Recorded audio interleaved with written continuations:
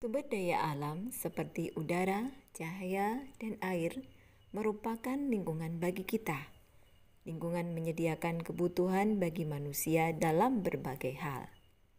Pada pendalaman materi muatan pelajaran IPS, kita akan mempelajari tentang fungsi sumber daya alam bagi lingkungan sekitar. Assalamualaikum warahmatullahi wabarakatuh. Berjumpa lagi dengan anak-anak kelas 4 yang hebat. Bagaimana kabar kalian? Semoga tetap dalam lindungan Allah Subhanahu wa taala dan selalu semangat untuk belajar. Mari kita awali belajar kita bersama dengan berdoa. Bismillahirrahmanirrahim. Rabbi zidni ilma warzuqni fahma. Ya Rabbku, tambahilah ilmuku dan berilah aku kefahaman.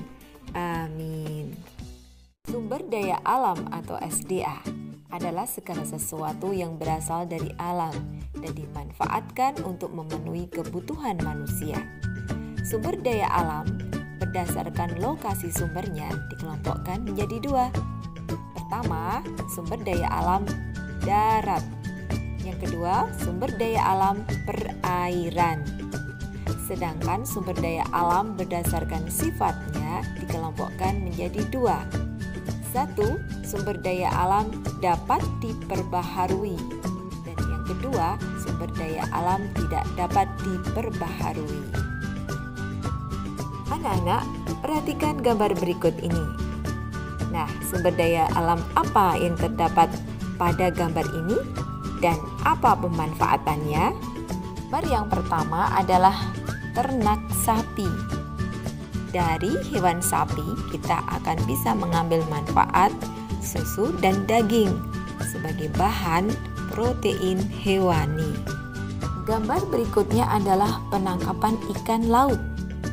Dari ikan laut segar kita bisa mengambil manfaatnya untuk pengolahan ikan dan juga dikonsumsi masyarakat.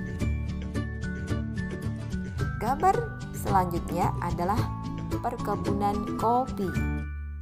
Dari biji kopi akan bisa diolah dan menjadi komoditi atau bahan membuat minuman. Dan masih banyak sumber daya alam lainnya yang dapat kita ambil manfaatnya. Indonesia memiliki potensi alam yang mendukung untuk melakukan kegiatan ekonomi. Kegiatan ekonomi baik itu produksi, distribusi, dan konsumsi akan berbeda-beda berdasarkan kondisi atau letak tempat tinggalnya. Misalnya, masyarakat di sekitar pantai, maka dia akan berprofesi sebagai nelayan.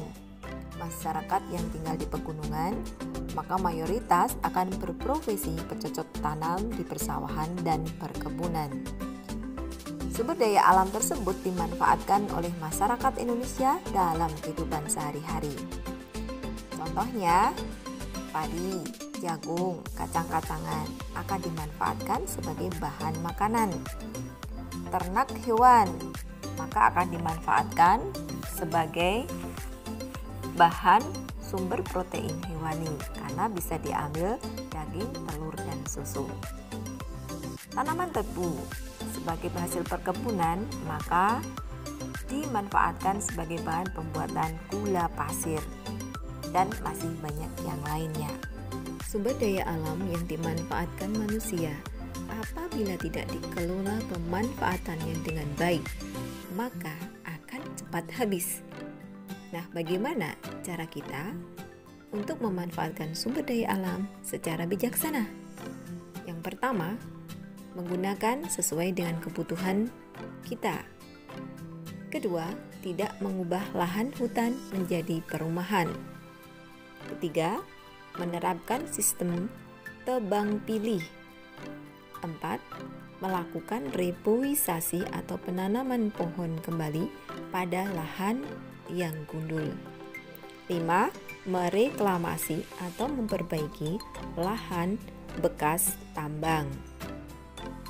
Anak-anak, untuk bagian terakhir yaitu bagian evaluasi, silakan Ananda mengerjakan evaluasi pengetahuan dan juga evaluasi keterampilan yang ada di dokumen atau Word.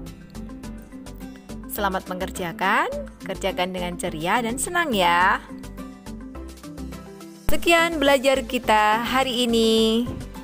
Barakallahu fikum. Wassalamualaikum warahmatullahi wabarakatuh.